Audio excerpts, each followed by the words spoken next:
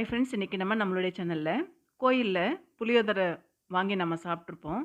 அந்த மாரி நம்ம வீட்ல செய்யும்பொழுது வரலையே அப்படின்னு நெனைப்போம். வீட்லயும் கோயில்ல எப்படி நம்ம புளியோதரை கிடைக்குதோ, அதே மாதிரி செய்யலாம். இப்ப அதுக்கான பவுடர் தான் ரெடி பண்ண போறோம். இதுதான் ரொம்ப ரொம்ப முக்கியமானது. அதுக்கு நான் 1 டீஸ்பூன் அளவுக்கு உளுத்தம்பருப்பு, 1 டீஸ்பூன் அளவுக்கு கடலைப்பருப்பு, 1 டீஸ்பூன் அளவுக்கு எள்ளு, 1 டீஸ்பூன் அளவுக்கு சீரகம், 1/2 டீஸ்பூன் அளவுக்கு மிளகு, 1/2 டீஸ்பூன் அளவுக்கு வெந்தயம், ஒரு 5 காஞ்ச மிளகா எடுத்திருக்கேன். இது எல்லாத்தையுமே வறுத்துக்கலாம். மிதமான சூட்ல வறுத்துக்கணும்.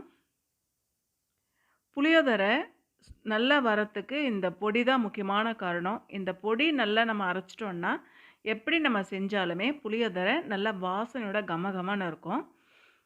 இப்போ மிதமான சூட்ல நம்ம வறுத்து எடுத்துட்டோம்னா, இத வந்து வேற ஒரு பிளேட்டுக்கு மாத்திட்டு ஆற வச்சுக்கலாம்.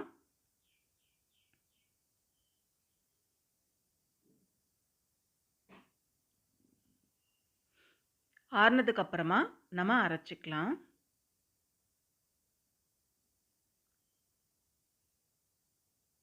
இப்படியே ஆறட்டும். ஒரு 10 நிமிஷம் கழிச்சு நம்ம அரைச்சுக்கலாம். எப்ப நம்ம புளியோதரை செஞ்சாலும், இந்த பவுடர இறக்கறதுக்கு முன்னாடி மிக்ஸ் பண்ணிட்டோம்னா, சூப்பரா புளியோதரை கோயில்ல கிடைக்கிற அதே சுவையோட நமக்கு கிடைச்சிரும். இப்ப அரைச்சு எடுத்துட்டு வந்தாச்சு. இன்னைக்கு தேவைக்கானது நம்ம யூஸ் பண்ணிட்டு, அதுக்கப்புறம் நம்ம எடுத்து ஸ்டோர் பண்ணி வச்சுக்கிட்டா, நம்ம எப்ப புளியோதரை செஞ்சாலுமே, அதோட சேர்த்து நம்ம பண்ணிக்கலாம். இப்ப நான் வந்து புளிய காய்ச்சி வச்சுட்டேன்.